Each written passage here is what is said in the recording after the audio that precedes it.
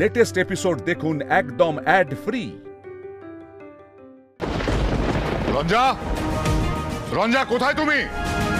ও divorce পেপারটা নিয়ে এক্ষুনি একবার বাইরে এসো। কি হলো রঞ্জা?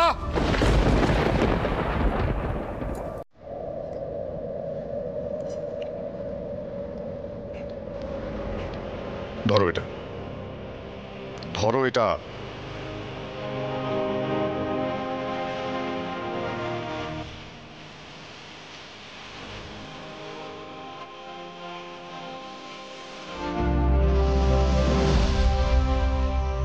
ডিভোর্স পেপারে সই করে কাগজটা সোহিনী আন্টির হাতে দিয়ে দাও।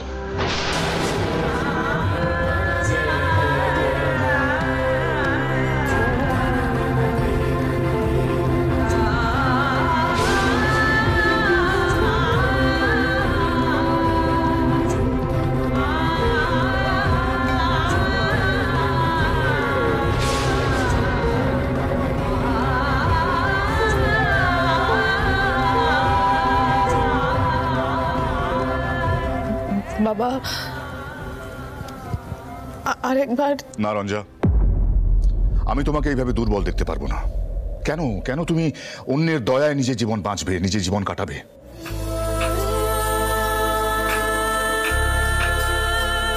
মল্লার যদি তোমাকে সত্যি ভালোবাসতো তাহলে এই কাজটা করতে পারতো না, তোমাকে এই কাগজ ধরাতে পারতো না।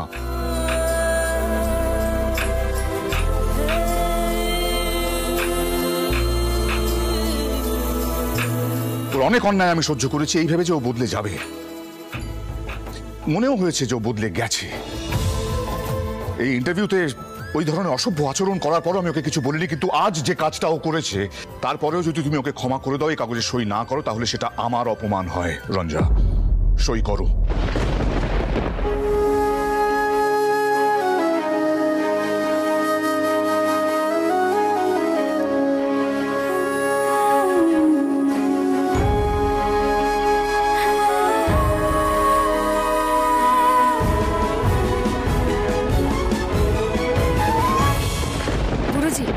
মল্লারটা কিন্তু এসব মন থেকে করেনি। রঞ্জা, কি হলো? তুমি বুঝতে পারছো না? পিলু, বাবা হিসেবে আমি সিদ্ধান্ত নিচ্ছি যে এই বিয়েটা ভাঙা দরকার।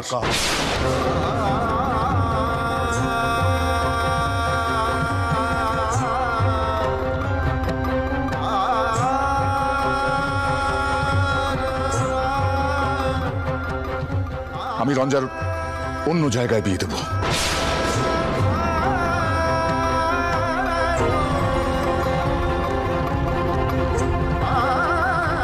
ওর জীবনটা এইভাবে তছনছ হতে দেব না আমি। রঞ্জা, সই করো।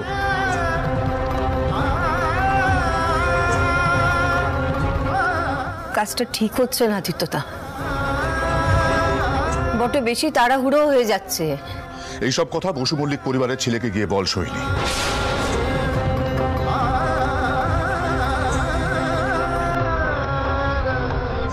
কি হলো রঞ্জা, সই করো।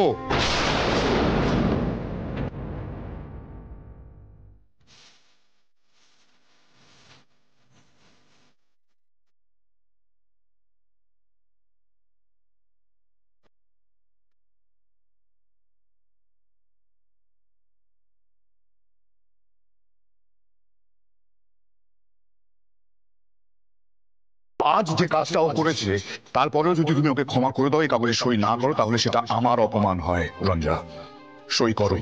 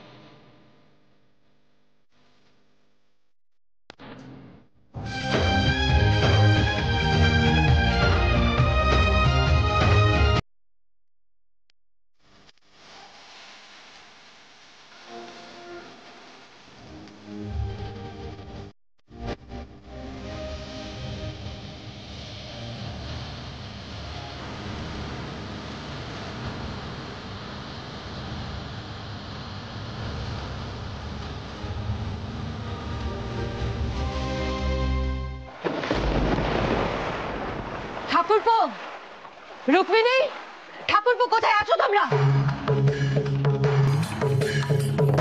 ও দিদি, কি হয়েছে একটু স্পষ্ট করে বলবে, আমি কিছু বুঝতে পারছি না। রঞ্জা বাড়ি ছেড়ে চলে গেছে কেন? আমি পরে জানলাম, আমি আগে জানলে ওকে কিছুতেই যেতে দিতাম না। কোন অধিকারে ওকে ধরে রাখতে তুমি রুক্মিণী? তোমার ছেলে সেই উপায় রেখেছে? এই দেখো, নিজের চোখে দেখো তুমি, ডিভোর্স পেপার।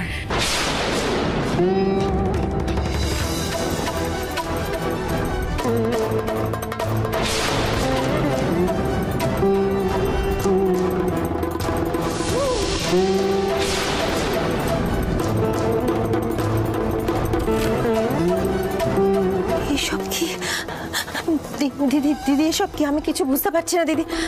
কি গো শুনছো? তুমি কিছু বুঝতে পারছো সব কি হচ্ছে? ঠাকুরপো কি বুঝবে রুক্মিণী? ও দিদি, ও দিদি, এসব কি হচ্ছে?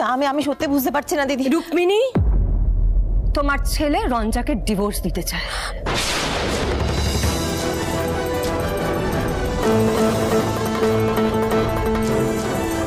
এই মিউচুয়াল ডিভোর্সের কাগজটা মল্লার রঞ্জাকে ধরিয়েছিল, সই করে দিতে বলেছিল। রঞ্জা প্রথমে সই করতে চায়নি। আদিত্যদা খুব রেগে গেছে রুক্মিণী।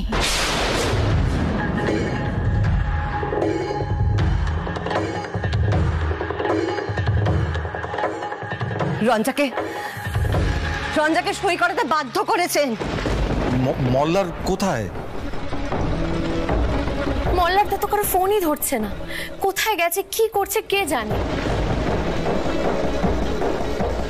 মামুনি, আমি এখনো বলছি মল্লার তো মন থেকে সইটা করে রঞ্জাকে দেয়নি কাগজটা।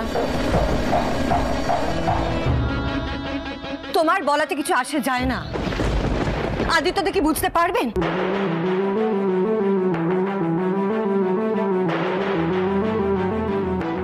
এটা একটা অপমান, চূড়ান্ত অপমান। মা, এই যে মল্লার এসছে। গঙ্গার ধারের মন্দিরে চাতালে বসেছিলেন উনি। ওর কাণ্ড কারখানা দেখি আমার গাটা একেবারে রিডি করছে। আচ্ছা মল্লার, পশু মল্লিক বাড়িতে তো ডিভোর্স দেওয়ার চল নেই না? তুমি তো বাড়ির নিয়ম খুব মানতে, এখন কি হলো? মল্লার, কাউকে কিচ্ছু না জানি এই সিদ্ধান্তটা কেন নিলি তুই?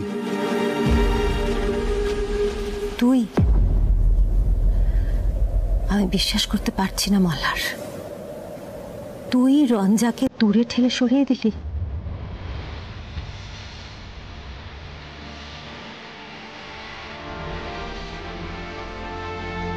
এই প্রথমবার মনে হয়েছিল তুই ভেতর থেকে রঞ্জার কাছে বাধা পড়ে গেছিস মল্লার।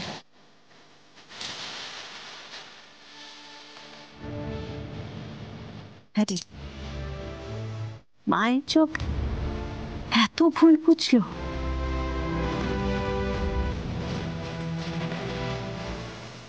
মল্লার কেন করলি এরকম? বল না বাবা। মল্লারদা, আমরা সবাই বুঝেছি যে তুমি মন থেকে চাও না ডিভোর্সটা। তাহলে কেন দিলে বলো তো রঞ্জাকে কাগজটা? ও বাধ্য হয়েছে সইটা করতে। গুরুজির সামনে তোমার হয়ে কি করে কথা বলতো বলো তো এই কাণ্ডের পরে?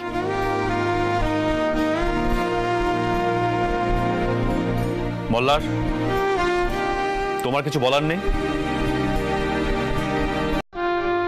তুমি রঞ্জাকে ডিভোর্সটা কেন দিচ্ছ সেটা সকলকে বুঝিয়ে বলো। এটা আমার ব্যক্তিগত ব্যাপার, আমি কাউকে কোনো কৈফিয়ত দেবো না।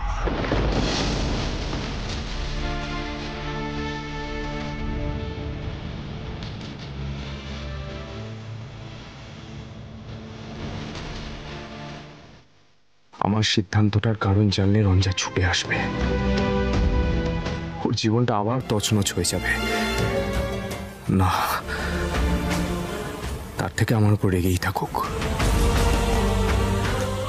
আমার মধ্যে যে কি তোলপাড় হচ্ছে সেটা তো আমি কোনো অবস্থাতেই কাউকে বোঝাতে পারবো না, কাউকে না। সুকুমার, বাবা, বাবা আপনি মল্লারকে কিচ্ছু বলবেন না তো? এভাবে কি বিয়ে ভাঙা যায়? বাবা এই বাড়িতে তো এসব চলে না। বাড়ির অনেক রীতিনীতি তো তোমরা পাল্টে ফেলেছো ছোট বৌমা। যতদিন নিয়ম কানুনের মধ্যে ছিলে এ বাড়ির রাশ আমার হাতে ছিল।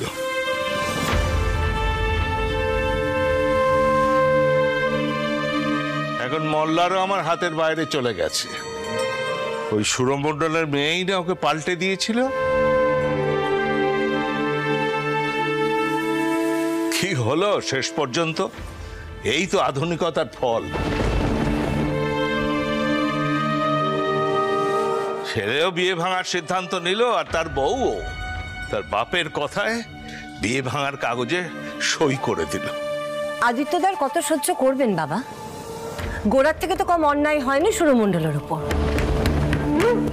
এটা তারই ফল। পণ্ডিতজি, মলার কিন্তু নিজের মন থেকে বিয়েটা ভাঙছে না, এটা আমরা নিশ্চিত। ও কোনো একটা হঠকারিতার বশে এরকম একটা সিদ্ধান্ত নিতে বাধ্য হয়েছে।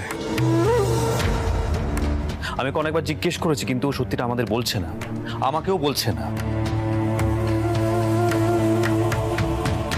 আমি বলছি কি পণ্ডিতজি, আপনি তো ওকে ছোটবেলা থেকে বড় করেছেন, আপনি ওকে একবার জিজ্ঞেস করুন না কি হয়েছে ওর। না হের, আর অপমানিত হওয়া আমার পক্ষে সম্ভব নয়।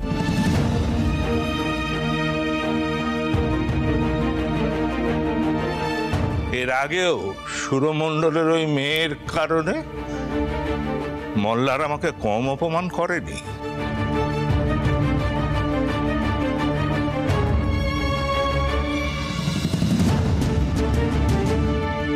তখন তুমি মল্লারকে পরামর্শ দিয়েছিলে যেন আমার আবেগের জন্য মল্লার তার নতুন আধুনিক চিন্তাধারা যেন পাল্টে না ফেলে।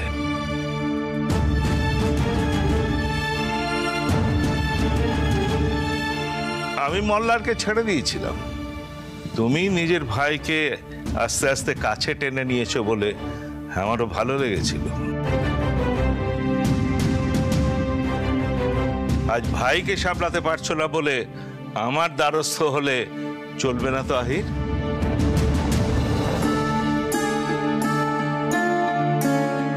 তার মানে আপনি সবার উপর রাগ করে এই ছাড়খাড়টা মেনে নেবেন, তাই তো বাবা? মল্লারটা নিজেকে সামলাতে পারবে তো? এত বড় একটা সিদ্ধান্তের বোঝা সামলানো যে মুখের কথা নয়।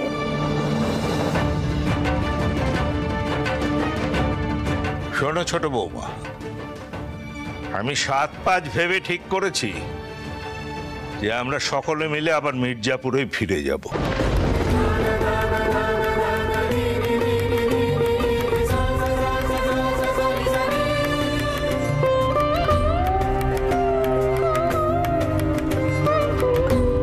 একটা প্রতিশোধ তো আমি নিতে চেয়েছিলাম সুরমণ্ডলের ওপর, সে প্রতিশোধ আমার নেওয়া হয়ে গেছে।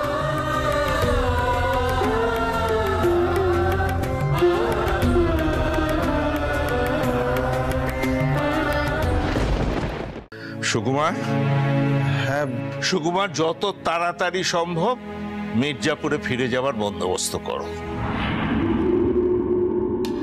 আহির, পিলু, বড় বৌমা ওরা নিশ্চয়ই আর চন্দননগরে পড়ে থাকতে চাইবে না।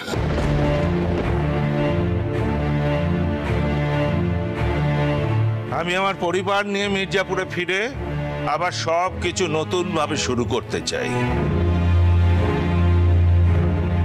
আর মল্লার যদি ওর বিয়ে ভাঙার সিদ্ধান্তে অনড় থাকে, তাহলে মির্জাপুরে গিয়ে ওর আবার বিয়ে দেওয়ার বন্দোবস্ত করতে হবে। সে পরের কথা পরে হবে, আপাতত মির্জাপুরে ফিরে যাবার সব বন্দোবস্ত করো।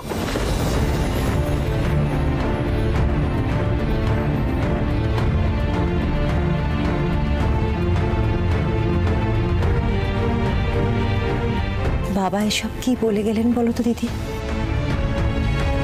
রঞ্জা আর মল্লার চিরকালের মতো দূরে সরে যাবে? কি হচ্ছে এসব? কাকিমা, আপনি এভাবে ভেঙে পড়বেন না। হয়তো মল্লার তার হঠাৎ করে কিছু একটা মনে হয়েছে, আর সেই জন্যই হয়তো এরকম একটা সিদ্ধান্ত নিয়েছে। 2-3 দিন যাক, মল্লার তার মাথাটা ঠান্ডা হয়ে যাবে, তখন দেখবেন নিজে গিয়ে রঞ্জাকে নিয়ে আসবে। এবারে রঞ্জার অভিমান ভাঙানো অত সহজ হবে না পিলু। ওদিকে গুরুজিও চটে গেছে, আর গুরুজি একবার রেগে গেলে সে রাগ অত সহজে পড়ে না। এটা আমি অন্তত খুব ভালো করে জানি।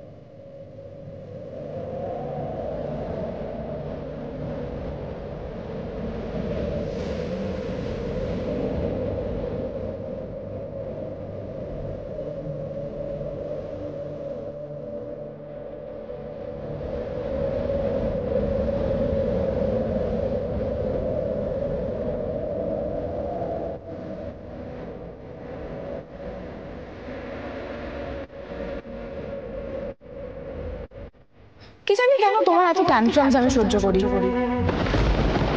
ছেড়ে যেতেও পারি না, আবার তোমার কাণ্ডগুলোকে গিলতেও পারি না। জানি না ভালোবেসে ফেলেছি কিনা।